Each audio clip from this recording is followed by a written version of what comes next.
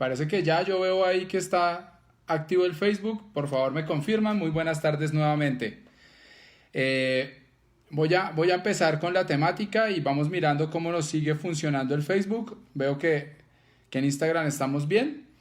El objetivo de hoy, ¿cuál es? El objetivo de hoy lo que queremos específicamente es hablar un poquito de las actividades en casa. Cuando hablábamos previamente de el ejercicio y las recomendaciones actuales, pues ¿qué es lo que ocurre? Que la mayoría de las personas dicen, ok, pero no me queda tiempo y nos puede ocurrir a todos, ¿cierto? Con las actividades diarias, con los niños, con el teletrabajo, etcétera. Entonces eso nos limita bastante.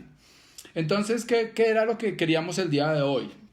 Retomando estas recomendaciones y como dijimos la vez pasada, nosotros tenemos ciertas actividades de la vida diaria y que aquí quiero hacer una muy fuerte propaganda y un agradecimiento a todas las personas que se quedan en casa. Estoy haciendo referencia a nuestras esposas o a nuestras mamás o a veces pues no tiene que ser una mujer, sino puede ser un hombre, pero estas actividades de casa realmente producen un gasto que es relativamente importante. Cuando hablamos de recomendaciones de actividad física o ejercicio, pues hablamos que deberíamos cumplir con 150 minutos de ejercicio cardiovascular a la semana, pero lo que vamos a decir hoy es que no solamente es esos 150 pensando en la actividad de salir a trotar, de correr, subir escaleras, saltar lazo, etcétera, sino que también se pueden hacer con las actividades de la vida diaria. Y voy a poner aquí unos 2, 3, 4 ejemplos que son muy claros de lo que hacemos diariamente y que nos ayuda a sumar. Entonces, por ejemplo, una persona de 70 kilogramos, o sea, más o menos de un peso adecuado, que dure 30 minutos barriendo toda su casa, nos puede hacer un gasto de 70 kilocalorías. Es decir, 70 calorías es bastante porque esto es comparable a una caminata entre moderada y suave. Es decir, que nos lleva a una exigencia que realmente es relativa, es importante y que nos va a ayudar o nos favorece en la quema de grasas. Al igual que esa actividad, hay otras actividades que producen mayor esfuerzo.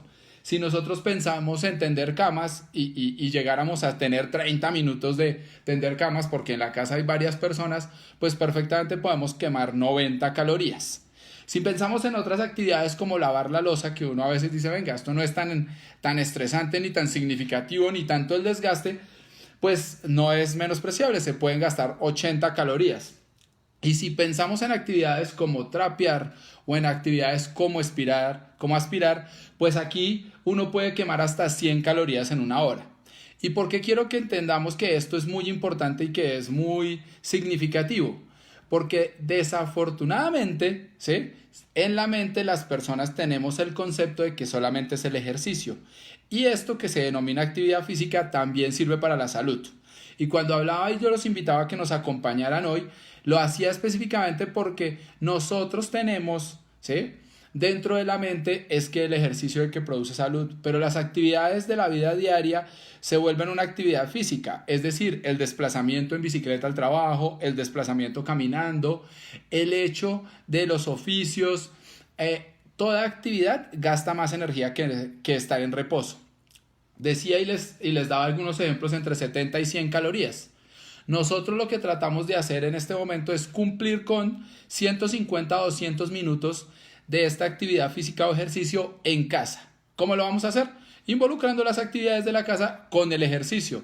Es decir, que una rutina perfectamente puede ser saltar lazo 10 minutos, después entonces yo me dedico a lavar loza y después en la tarde puedo estar aspirando 1 o 2 cuartos y con eso tuve un gasto energético relativo importante. ¿Qué me interesa también que ustedes tengan claro y que conozcan? Es que si yo sé que hacer ejercicio no solamente es una maniobra para tener estos beneficios, sino que la actividad física de la casa también lo logra, pues voy a sentirme, digamos que un poco tranquilo en estas actividades y voy a colaborar más en casa. Y eso es una invitación a todos porque a veces somos un poco cerrados a creer que esto nos sirve. Y realmente tender una cama, lavar la loza, aspirar, barrer, trapear, todas estas actividades producen un gasto que es significativo, que es importante y que nos va a ayudar. ¿A qué nos va a ayudar?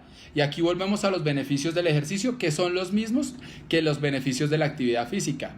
Te ayuda a controlar el peso corporal, te ayuda a controlar las cifras de tensión arterial, te ayuda a modificar tu perfil lipídico, disminuir el colesterol bueno, aumentar el colesterol bueno, disminuir el colesterol malo, disminuir los triglicéridos, te ayuda a tener más masa muscular y de esa forma nos vemos más tonificados y nos ayuda también a mantener nuestra densidad ósea. Cuando yo tengo músculos fuertes, esto produce un estímulo sobre el hueso y lo que conlleva es que los huesos sean más resistentes, que sean más fuertes, menos riesgo de osteoporosis y a su vez, si presentáramos una caída o un accidente, menos riesgo de fracturas, sobre todo para las personas mayores, que esto produce una limitación funcional muy relativa o muy importante. Adicional a esto, pues hay unos efectos benéficos del ejercicio desde el punto de vista psicológico o mental. Y cuando hablamos de esto, ¿a qué hago referencia? Hago referencia a que el ejercicio me controla la ansiedad, me controla el estrés, me disminuye la fatiga de estar dentro de las mismas cuatro paredes, me ayuda a liberarme, me ayuda a ser más abierto con las otras personas, a tener más tranquilidad, a poder llegar a una negociación, a un diálogo más adecuado, a disminuir la elevación del tono de la voz o del volumen, a generar menos conflicto para todos.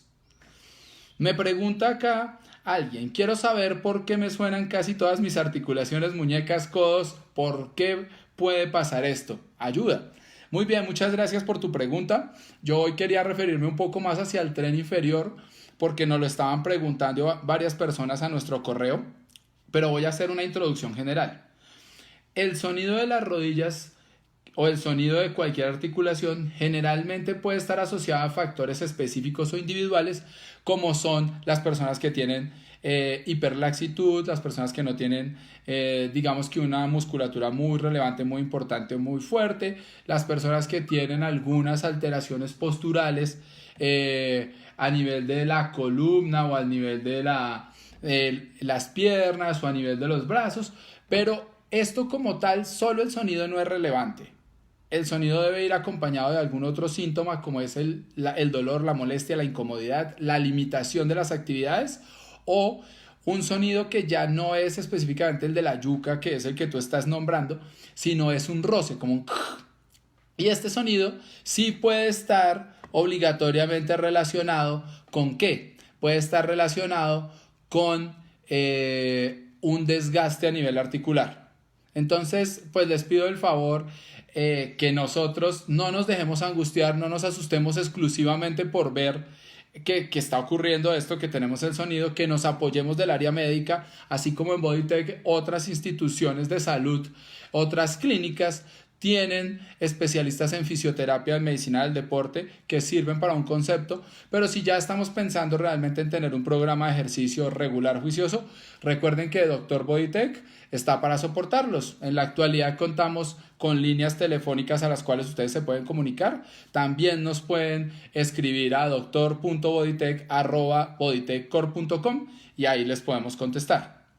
Frente a la molestia específicamente de la rodilla, si hay un elemento que quiero que hagamos relevancia o que entremos en profundización. Y es que la rodilla es una de las articulaciones que es más, que digamos que es sometida a más impacto. Nosotros en el día a día, en el desplazamiento, al subir, al bajar escaleras, al agacharnos, al sentarnos, siempre estamos trabajando la rodilla. Entonces, a lo que invito en este momento es a que pensemos que la rodilla, pues hay que cuidarla, pero cuidarla no es no hacer ejercicio o actividad física. Las palabras de ahorra rodilla, esas palabras o esos términos médicos que ya no se tienen en cuenta. Cuando hablamos de ahorra rodilla es porque tenemos una condición, pero lo que hay que hacer es más ejercicio para que los músculos que estabilizan tu rodilla pues nos produzcan una mayor estabilidad, para que nos produzcan mayor o menor cantidad de impacto a nivel de la articulación y mayor sensación de bienestar, de estabilidad, y al contrario podamos seguir adelante. ¿Eso qué quiere decir? Seguir adelante con nuestras actividades. que es muy relevante y le contesto ahí a María Teresa que me preguntaba sobre eso. Es que no debemos hacer flexiones totalmente profundas porque eso te puede llegar a producir una molestia, una incomodidad, ¿sí? Pero tampoco debemos llegar a hacer algún tipo de salto, impacto y sobre todo el descenso de escaleras si ya tenemos aparte del sonido, del crépito, del roce, que es como cuando mordemos una galleta wafer, o cuando hay dolor e incomodidad, pues ahí en ese caso sí debemos ser precavidos en no extender totalmente la rodilla cuando estemos haciendo los ejercicios, no flexionarla de forma profunda, no hacer saltos, no hacer carreras prolongadas, utilizar unos zapatos adecuados, ser muy juicioso y estar siempre supervisando que estoy entrenando en una superficie que disminuya el impacto, como son las caminadoras. Nosotros recomendamos generalmente algunas marcas como es Fitness Market, que la cual manejamos o se manejan equipos que son muy buenos para proteger la parte articular, pero si no, pues obviamente lo importante es tener unos zapatos que te permitan disminuir el impacto articular. Pregunta Sandra: buenas tardes, doctor. Tengo 43 años, en mis últimos exámenes salieron los índices altos de colesterol. ¿Qué tipo de actividades me recomienda? Como estábamos hablando previamente de los beneficios del ejercicio, Sandra, pues realmente yo te recomiendo dos cosas primordiales. La primera es que el ejercicio cardiovascular ha sido toda la vida la base que se ha recomendado para el mantenimiento del peso corporal, de las grasas sanguíneas o de los depósitos de grasa. Es decir, que si tú cumples en este momento entre los 150 y 200 minutos de ejercicio cardiovascular que estamos hablando, lo estás haciendo muy bien y este es el mejor camino. Pero no es el único camino y además no es suficiente. Debes complementar con la alimentación. Y en la alimentación, digamos que lo más relevante es disminuir la ingesta de grasas, disminuir la ingesta de carbohidratos, consumir un alto contenido de frutas y verduras, consumir como bebida hidratante exclusivamente agua y obviamente no utilizar o utilizar lo menos posible los alimentos procesados o ultraprocesados. Pregunta: si tengo una enfermedad como fibromialgia o lupus, ¿qué actividad física me es recomendable? Realmente todas las enfermedades autoinmunes se les recomienda hacer ejercicio. Lo que pasa es que el ejercicio es de bajo impacto.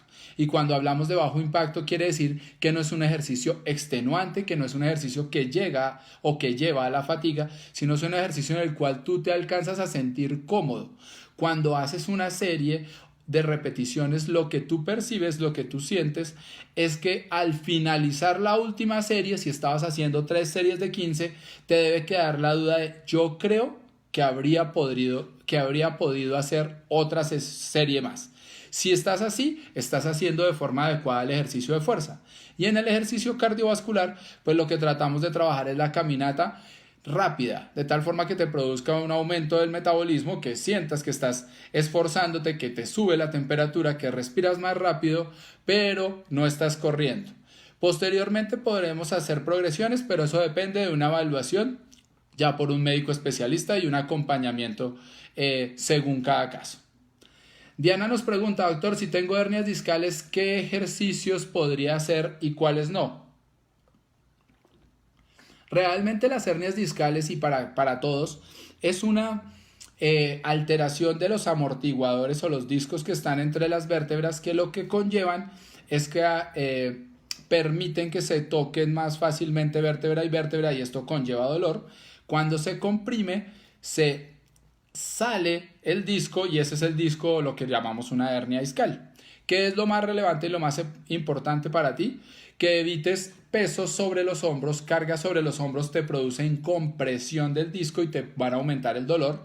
Que evites movimientos de rotación, que lo que pueden hacer es aumentar esa hernia. Ejercicios de hiperextensión, es decir, de doblar la espalda hacia atrás o de inclinarte hacia atrás, que con este movimiento lo que vas a hacer es pellizcar y aumentar la sintomatología o que presentes dolor si no lo habías tenido previamente. Y adicional a eso, pues hacer énfasis en los ejercicios de fuerza de la zona media. El trabajo del core, de los abdominales, de los oblicuos, los lumbares, los glúteos y el piso pélvico, lo que hacen es un cinturón de seguridad para que la columna tenga que trabajar menos y así vas a tener muchos menos síntomas. Adicionalmente, si tu peso es más liviano, pues tienes menos riesgo o menos carga en la columna. Angelita pregunta, tengo 34 años, cuando mucho cardio se me pone la cara súper roja, se me calienta la cabeza y me duele muchísimo. Angelita, ten mucho cuidado, es porque si estás con estos síntomas, lo más seguro es que el ejercicio que estás realizando es muy intenso. Entonces debemos tratar de evitar que ese esfuerzo sea tan grande. Es mejor que trabajes un tiempo más largo, pero con una intensidad más suave.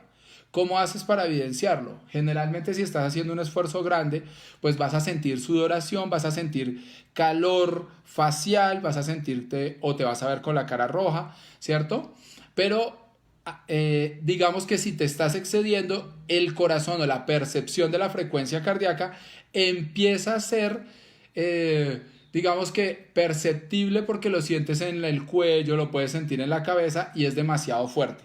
Te voy a dar una recomendación que hoy queríamos nombrar y es el manejo de la frecuencia cardíaca. La frecuencia cardíaca es algo técnico y es difícil de tomar. Se puede tomar a nivel de la muñeca o se puede tomar en el cuello. Ahí encontramos el pulso. Ustedes pueden tratar de percibir la onda de la sangre cuando golpea contra sus dedos. Lo cuentan durante 10 segundos y multiplican por 6 y ahí saben cuál es la frecuencia cardíaca. Para obtener su frecuencia cardíaca máxima, o la recomendación de lo que queremos actualmente en este momento de cuarentena es hacer ejercicio de intensidad moderada, pues la idea es que tú, tomando una fórmula que no es tan específica pero que nos sirve, que es 220 menos la edad, obtienes un resultado general y con ese resultado sabes cuál es tu frecuencia cardíaca máxima y después vas a sacar un 65 a 70% y con esta vas a trabajar en casa. Lina Patricia, nos preguntas, si se me ha hablado el nervio ciático en el pasado, ¿qué ejercicios debo hacer? Pues Lina, te comento que cuando se habla del nervio ciático está relacionado generalmente a que hay una discopatía, una hernia discal o hay una lesión en el disco. Entonces es posible que si esta es tu causa, pues tengamos que hacer las mismas precauciones que nombrábamos antes, de cuidar los pesos sobre los hombros o no cargar pesos extenuantes o altos sobre los hombros, los ejercicios de rotación, de hiperextensión y trabajar la parte central. Pero si solamente es un dolor que es en el glúteo, nunca se ha irradiado o ha bajado hasta el pie, de pronto podríamos dudar que no es que sea el nervio ciático, sino que sea otro tipo de diagnóstico, y lo más relevante sería que empieces con trabajo de estiramientos de toda la parte posterior del muslo de la pierna, que es el estiramiento de isquiotibiales, y con mucho gusto, si quieres profundizar en eso, pues esperamos que nos escribas, no hay ningún problema. ¿Es bueno consumir proteína? Claro que sí, de hecho es muy relevante y acá voy a hacer un poquito de propaganda frente a la Encuesta Nacional de Salud y de Hábitos Nutricionales. Ha encontrado que nosotros tenemos pues unos hábitos, digamos que muy relacionados a la ingesta baja de proteína y alta de carbohidratos. ¿Cómo es alta de carbohidratos? Nos gusta mucho el arroz, la papa, la yuca, el plátano, el pan, etcétera. Entonces las personas tenemos en la mente, y de hecho lo decía mi abuelita, para no engordarnos comamos algo liviano en la noche. ¿Y cuál era el menú? Agua, panela y pan, un café con torta, un pan de bono con aromática. ¿Y cuál es el problema de esto? Que lo que estamos dando es un aporte digamos que es específico o exclusivo de carbohidratos y no es adecuado, ese no es el manejo. El manejo es proteína. Entonces, claro que sí, debemos consumir proteína. La proteína puede ser de lácteos, puede ser carnes rojas, carnes blancas, el pescado, que es excelente, el huevo. Lo importante es que tú tengas un consumo por lo menos de 3 porciones importantes y significativas en tus 3 comidas, más una ingesta en la comida o en el consumo o la ingesta posterior a tu entrenamiento. Eso te va a ayudar muchísimo a mantener tu masa muscular. Ani nos pregunta, ¿cómo saber que unos zapatos me ayudan a cuidar las rodillas? Maravilloso. Ani, muchas gracias por tu pregunta. En general, los zapatos para hacer ejercicio, y voy a hacer una cuña antes, referente a cuáles son las recomendaciones. Nosotros deberíamos hacer ejercicio de forma en casa, perdón, de forma igual que cuando salimos, igual que cuando nos encontramos en las sedes, ya que el entrenamiento es la misma actividad o el mismo impacto a nivel articular. Por favor, no es para hacer ejercicio ni descalzo, ni hacerlo ejercicio con unas chanclas, ni con los zapatos con los que yo camino. No, es con unos tenis, que los tenis están desarrollados con diferentes capas en su suela que disminuyen el impacto y lo que hacen es que tenga menos alteración las articulaciones. Entonces, ¿cuáles son los zapatos ideales? Depende del ejercicio que tú estés haciendo. Pero si estás en casa, te recomendaría que utilices cualquier tipo de zapato que sea deportivo, ¿sí? No es unos mocasines, no es con los que yo salgo a caminar, son los zapatos con los que he ido al gimnasio, con los que salgo a trotar, los que puedes seguir utilizando. Tuve un bebé por cesárea hace un mes. ¿Qué ejercicios puedo realizar? Muchas gracias además porque teníamos otra persona arriba que estaba preguntando sobre este mismo tema. En general, ¿cuándo debo empezar a retomar el ejercicio?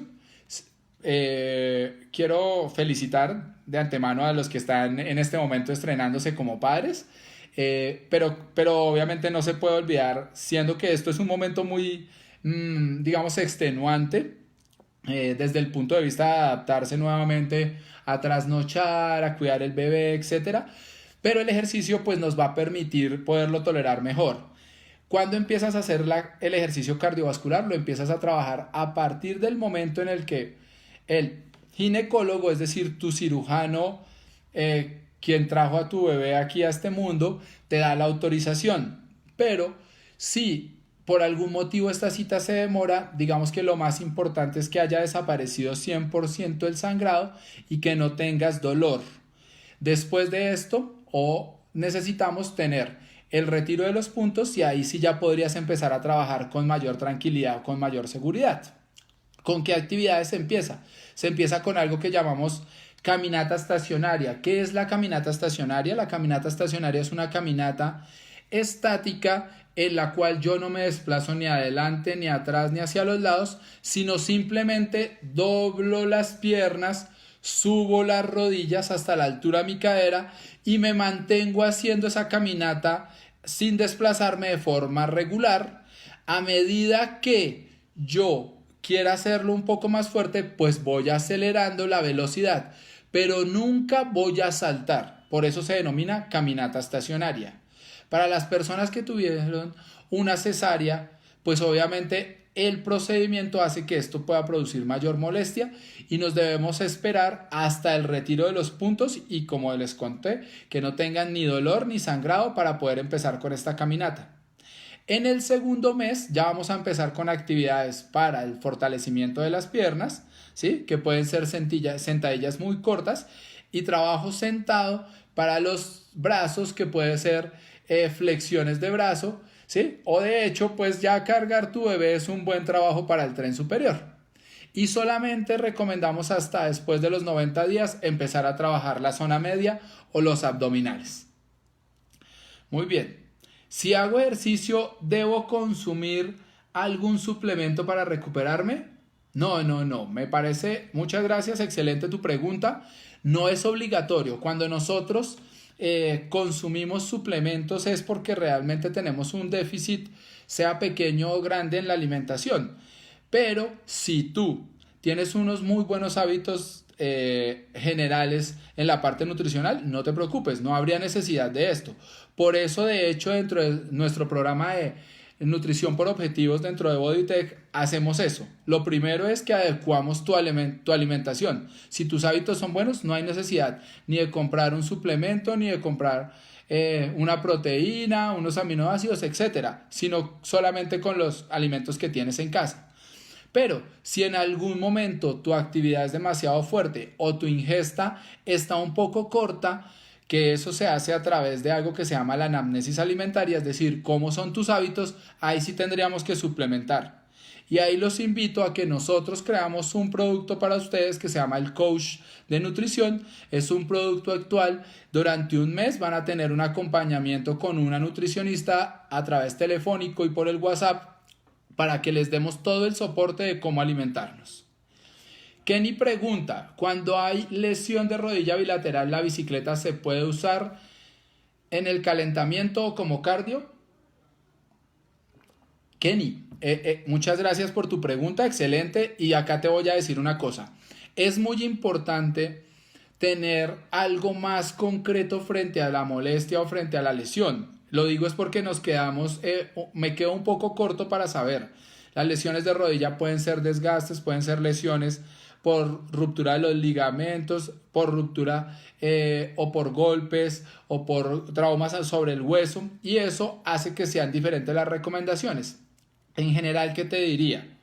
Empieza utilizándola primero midiendo muy bien cuál debe ser la altura de tu sillín, que la pierna no quede totalmente extendida, y solamente la utilizas como un calentamiento de 5 minutos. Si esto no te produce molestia y haces todo tu entrenamiento sin ejercicio que involucre más bicicleta, puedes ir aumentándola progresivamente, más o menos entre 2 y 3 minutos cada sesión, y vamos evaluándolo. Y por favor, pues nos vuelves a consultar, nos escribes o nos llamas y nosotros te apoyamos.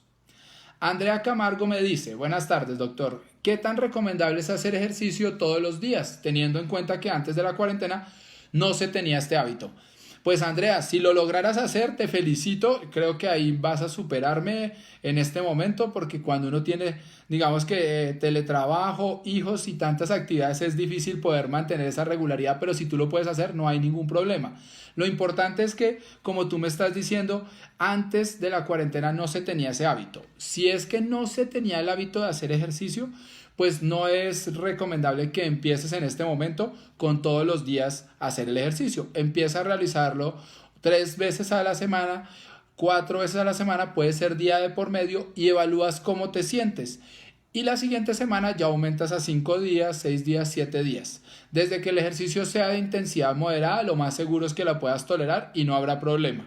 Y claramente, si tienes alguna condición adicional de salud, para el ejercicio de fuerza, pues podemos ayudarte en nuestra línea. Si eres afiliada y tienes nuestra app, nosotros dentro del app tenemos diferentes programas para personas principiantes, y puedes empezar con uno de ellos, que no vas a tener problemas si lo haces 3 o 4 veces a la semana.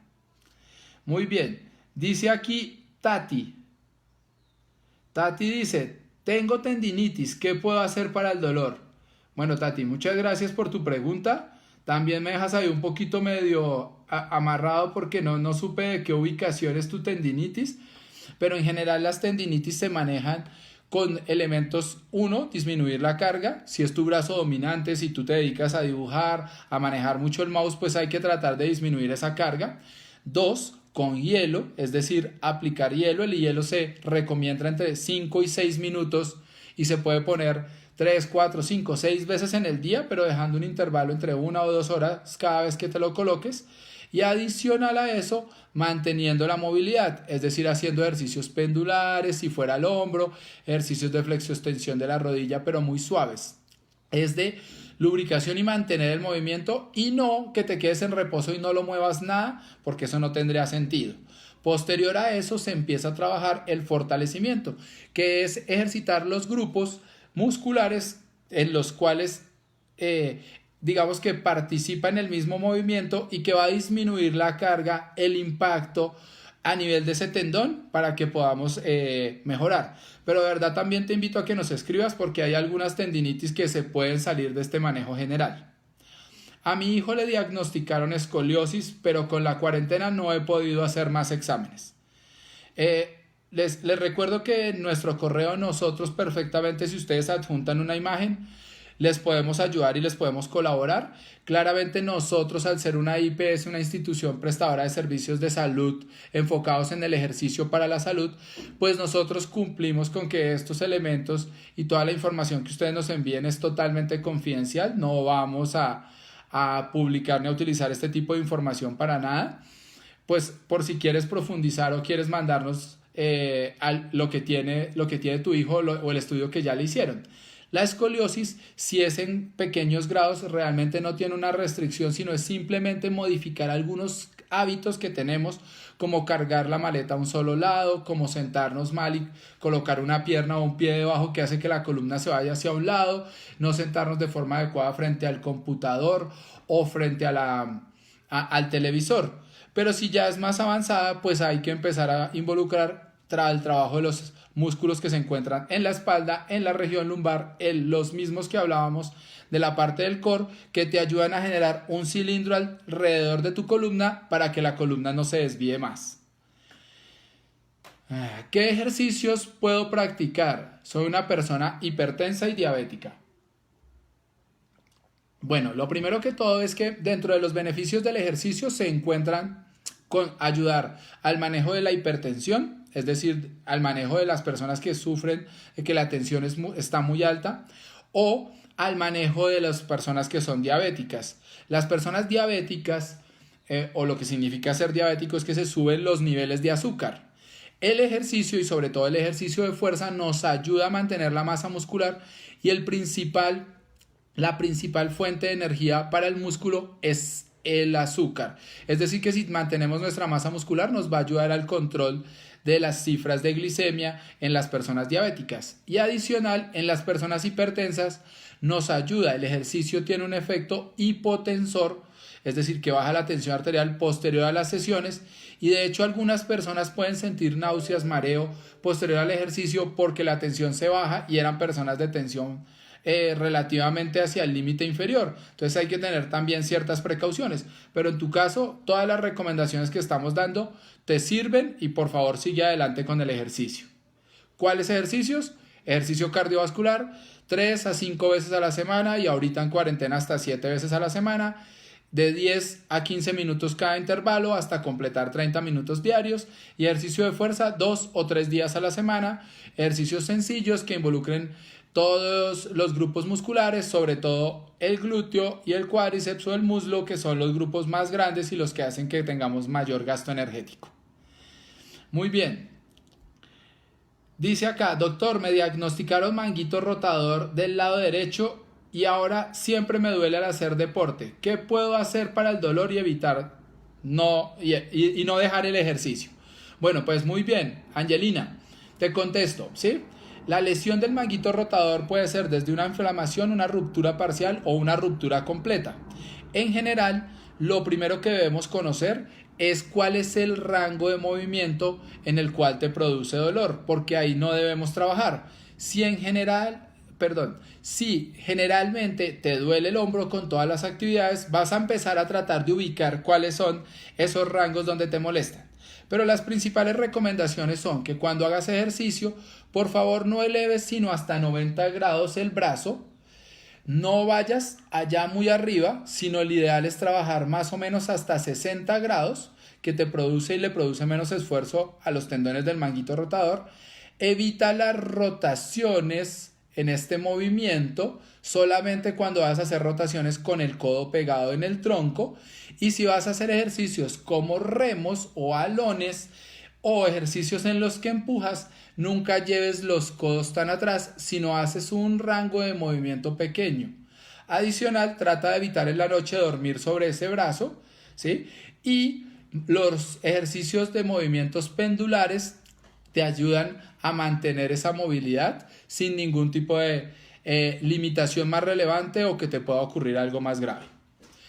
Bueno, nos preguntan, el 22 de febrero me sacaron la vesícula, ¿ya puedo hacer ejercicio? Claro que sí, el 22 de febrero lo que nos quiere decir es que para hoy 11 de abril ya pasaste el primer mes y perfectamente puedes seguir adelante. Entonces, ¿qué te recomiendo?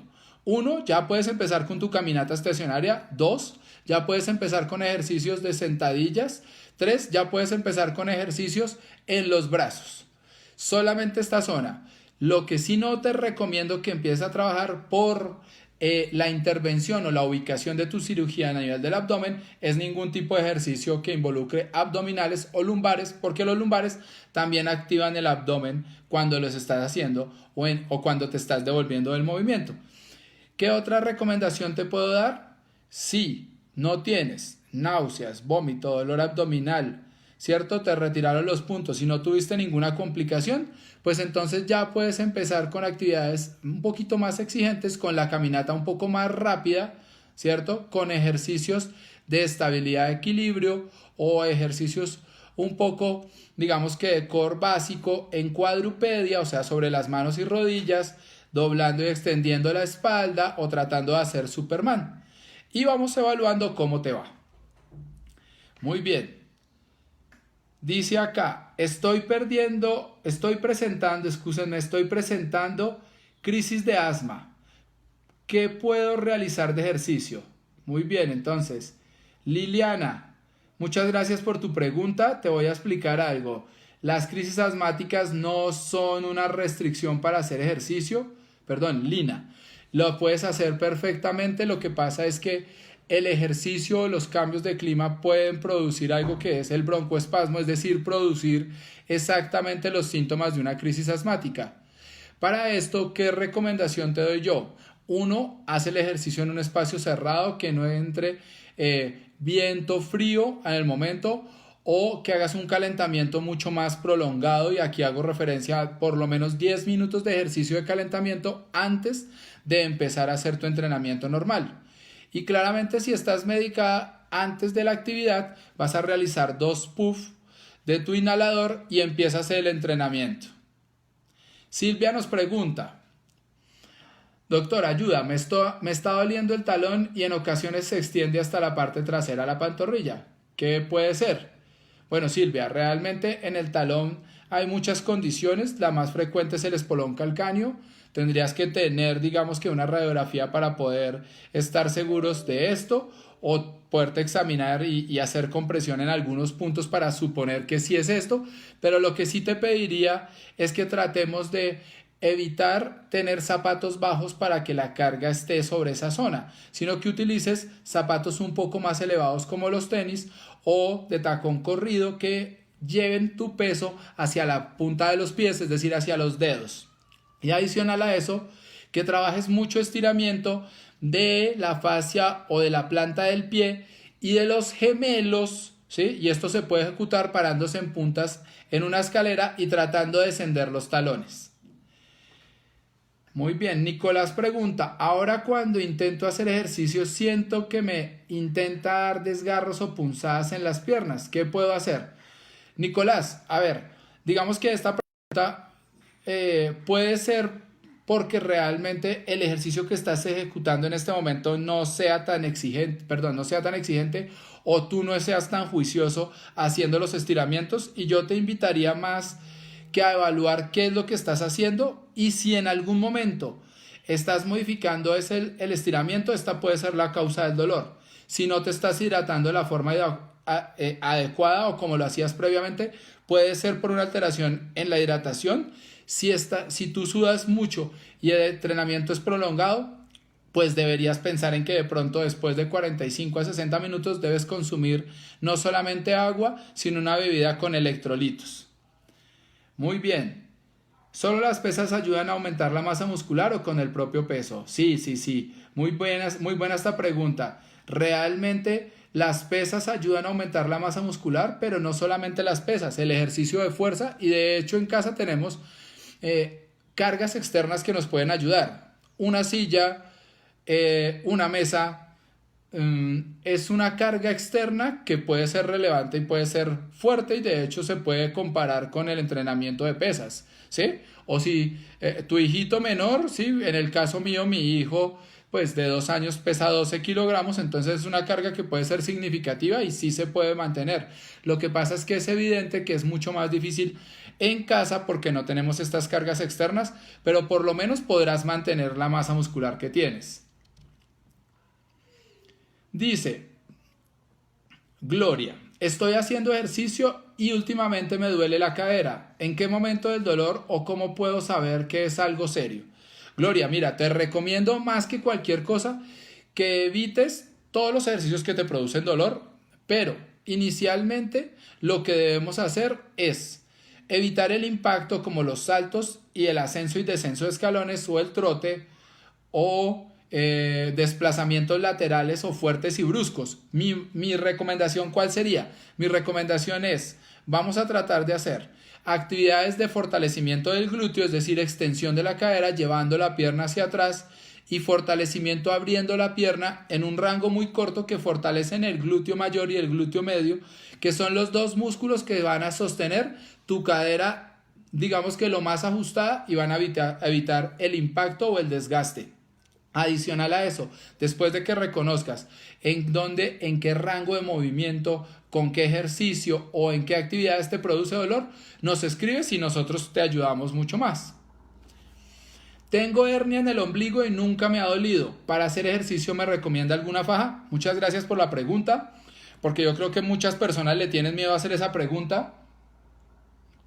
Pero lo que sí te puedo decir es que no te preocupes, ¿sí? Si tú ya tenías una hernia y no estaba produciendo ningún síntoma, tranquilo, sigue así, sigue haciendo tu ejercicio sin necesidad de utilizar una faja. Las hernias, entre más grandes, pueden llamar la atención y deben tener un manejo quirúrgico, pero generalmente no producen contraindicaciones en el ejercicio. Las hernias, cuando son más pequeñitas, el espacio es más reducido y puede salir parte de la víscera del estómago y se puede comprimir, y en ese momento al tocarte o al palparte se produce dolor, y eso sería una indicación de correr a urgencias, porque entonces se podría estar estrangulando y no está relacionado específicamente con el ejercicio, porque esto puede ocurrirte por toser, por estornudar, por ir al baño. La única recomendación que te doy es que en el ejercicio de fuerza, por favor, cuando hagas la fuerza, bota el aire para que no se produzca aumento de la presión del abdomen y se traten de protruir o que se trate de dañar más la pared del abdomen, que es donde tienes la hernia. Es decir, si estuvieras empujando, botas el aire cuando haces la fuerza. Muy bien. Buena tarde. ¿Qué aconsejas para quemar grasa acumulada en el abdomen? Realmente la grasa acumulada en el abdomen se quema igual que en todo el resto del cuerpo. Es decir, que el ejercicio cardiovascular quema grasa desde el cachete, el brazo, el tronco o el abdomen. Lo que pasa es que generalmente la pérdida de grasa es más de afuera hacia adentro, es decir, que perdemos más del cachete, de los brazos o de las piernas antes de llegar a esta zona. Por eso es tan difícil, y la ganancia es al contrario. Entonces lo que te aconsejo es que no pierdas la fe, que mantengas tu ejercicio, que aumentes la intensidad si ya eres una persona que eres de un nivel intermedio, que sigas adelante, pero que complementes con la parte nutricional, porque esto es lo que tenemos que hacer para que puedas lograr tu objetivo. Muy bien. ¿Cómo lograr saciar el hambre? Claramente el hambre es algo que, además, teniendo el refrigerador acá tan cerca, es difícil de controlar. A lo que los invito es que tratemos de buscar hacer actividades que te disminuyan la ansiedad. Consumir agua, utilizar semillas como las almendras, como el maní, consumir alimentos altos en proteína producen una sensación de plenitud, y entonces te da menos deseos de estar comiendo de forma regular. Dice, ¿qué ejercicios puedo hacer? Hace 11 años me diagnosticaron Parkinson. Bueno, muchas gracias por tu pregunta, muchas gracias por ser tan abierto con nosotros. Te explico, el Parkinson es una condición neurológica, digamos que muy relevante, muy importante, que tiene unos estadios diferentes y en cada estadio la prescripción es diferente. Yo te recomiendo que por favor nos llames y podamos profundizar en esa pregunta, porque claramente para nosotros el interés es poderles generar a ustedes un soporte.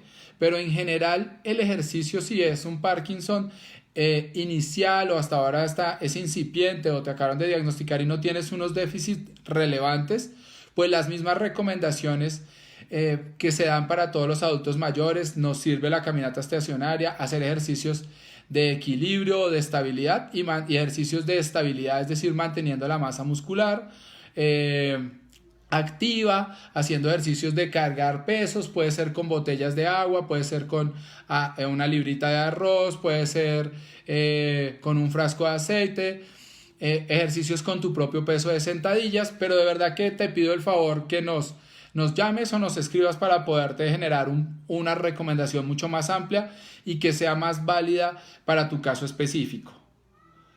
Muy bien, dice acá, tengo resistencia a la insulina.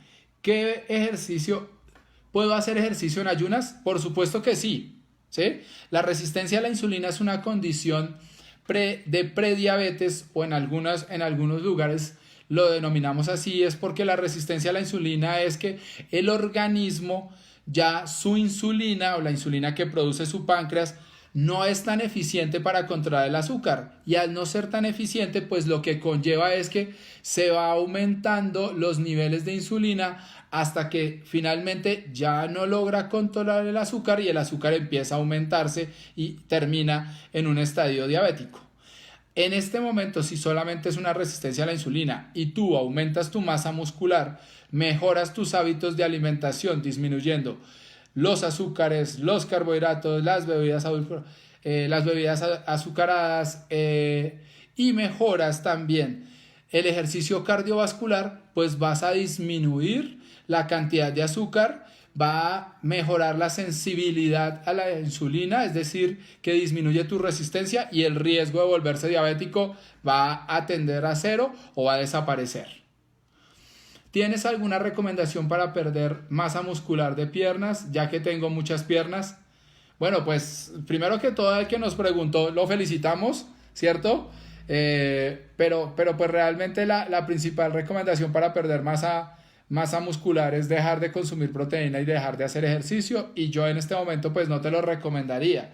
Sería muy relevante que a futuro pudiéramos tener una evaluación, o de hecho recuerda que nosotros hemos creado un programa que es Entrena en Casa. Es un programa de supervisión durante un mes con nuestra app, con nuestro grupo de entrenadores, y podríamos mirar y adecuar tus cargas para ver si es que tu trabajo o tu entrenamiento es muy extenuante.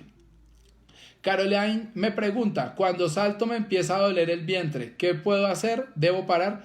Caroline, realmente lo más importante en este momento es evaluar, porque esto puede ser porque tengas una condición intraabdominal o porque tengas tal vez una debilidad en la musculatura abdominal. Entonces, ¿yo qué consejo te daría? Yo el primer consejo que te daría es: empecemos un programa de abdominales y de ejercicios del core, que si tú eres más fuerte en esta zona, muy seguramente así ya estés saltando, el impacto ya no va a producir ningún síntoma en el abdomen.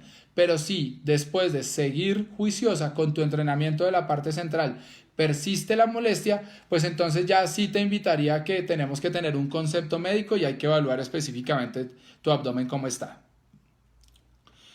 Milena me dice, mi hijo tiene un dolor crónico en la parte de atrás del cuello y siempre traquea, sobre todo al levantarse en la mañana. ¿Alguna recomendación para el dolor? Milena, muchas gracias. El dolor en la región posterior del cuello se denomina cervicalgia.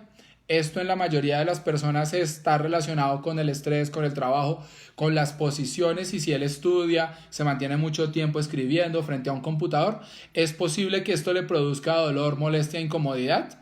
Y realmente uno empieza simplemente con trabajos de medios físicos, es decir, con calor, y con trabajo de estiramientos, haciendo compresión hacia adelante, hacia los lados, manteniendo 20 segundos y haciendo cada uno de estos ejercicios 2 a 3 veces por sesión, que esto le van a involucrar simplemente 15-20 minutos diarios. Si con esto mejora, pues nosotros podemos quedar tranquilos. Si solamente el sonido es ocasional, es un sonido como una yuca y no produce ninguna otra sintomatología, yo me quedaría tranquilo y digamos que tenemos tiempo para evaluarlo posteriormente. Si tiene alguna radiografía, si produce algún tipo de sensación de adormecimiento o dolor desde el cuello que se irradia hacia los brazos o hacia esta parte de los hombros, adormecimiento en los dedos, en las manos, o debilidad o ha perdido fuerza, pues ahí sí habría que adelantar un poco la evaluación, y te invito también a que nos escribas para poderte dar un soporte más profundo frente al manejo de tu hijo. ¿Qué ejercicios son buenos para el mantenimiento de la postura? Los ejercicios de la postura, o mejor, los músculos relacionados con la postura, y vamos a nombrarlos de abajo hacia arriba. Digamos que podríamos hablar de que todos son muy relevantes, porque una lesión en un pie puede terminar con una molestia en el cuello, pero en general, ¿qué debemos trabajar si estamos pensando en una adecuada postura y sobre todo en esta época de teletrabajo que tenemos que mantenernos acá? El cuádriceps es un músculo muy importante porque lo tenemos que trabajar cada vez que nos levantemos y nos desplacemos, vayamos al baño. El glúteo es la base de mantener el equilibrio o mantener la integridad y la estabilidad de la columna. Después pasamos a los lumbares, que quedan en la parte posterior de la espalda baja, al lado de los oblicuos, adelante del abdomen. Más arriba, al lado de las escápulas, están todos los músculos interescapulares y hay más grupos musculares en esa zona que también hay que trabajar. Hay que trabajar los músculos del piso pélvico, hay que trabajar el músculo de la respiración, que es el diafragma, y si realmente nosotros trabajáramos todos estos grupos musculares, pues muy seguramente tu postura va a ser más adecuada. Sandra pregunta: siento hormigueo y adormecimiento en pierna y brazo derecho, sobre todo al hacer actividad física. ¿Es normal? Bueno, Sandra, muchas gracias por tu pregunta. Es muy importante, es muy relativa debe estar muy relacionada a lo que estábamos hablando de la parte del cuello. Si es solo a un lado y siempre es con el ejercicio, hay que evaluar cuál es el tipo de ejercicio. Tenemos que estar seguros de que no tengas una condición anatómica o una lesión a nivel de la columna cervical. Pero mientras tanto, ¿yo qué te recomiendo? Trata de evidenciar, haz un diario, y se lo recomiendo a todas las personas que nos escriben y que están consultándonos. Haz un diario y anotas cuáles son los ejercicios específicos que te están produciendo esta molestia y nos escribes, y nosotros en menos de 42 horas hábiles te damos respuesta, y de hecho podemos ayudarte a generar algunas recomendaciones de ejercicio. Bueno, muchísimas gracias a todos. El día de hoy fue un placer, como siempre, acompañarlos. Les recuerdo que Bodytech está para dar este soporte. Nuestras actividades desde el punto de vista, todos los jueves vamos a continuar con nutrición y todos los sábados conmigo en temas de salud, entrenamiento y ejercicio. Adicional a esto, esperamos que ustedes, pues si tienen alguna inquietud, si quieren entrenar en casa, creamos un producto para ustedes de entrenamiento en casa para que puedan trabajar y entrenar con nuestra aplicación. Tenemos un coach de nutrición también en casa. El soporte de nosotros por líneas telefónicas y a través del correo, escribiéndonos a doctor.bodytech@bodytechcorp.com, y espero que termine esta semana muy agradable y un feliz día para todos. Hasta luego.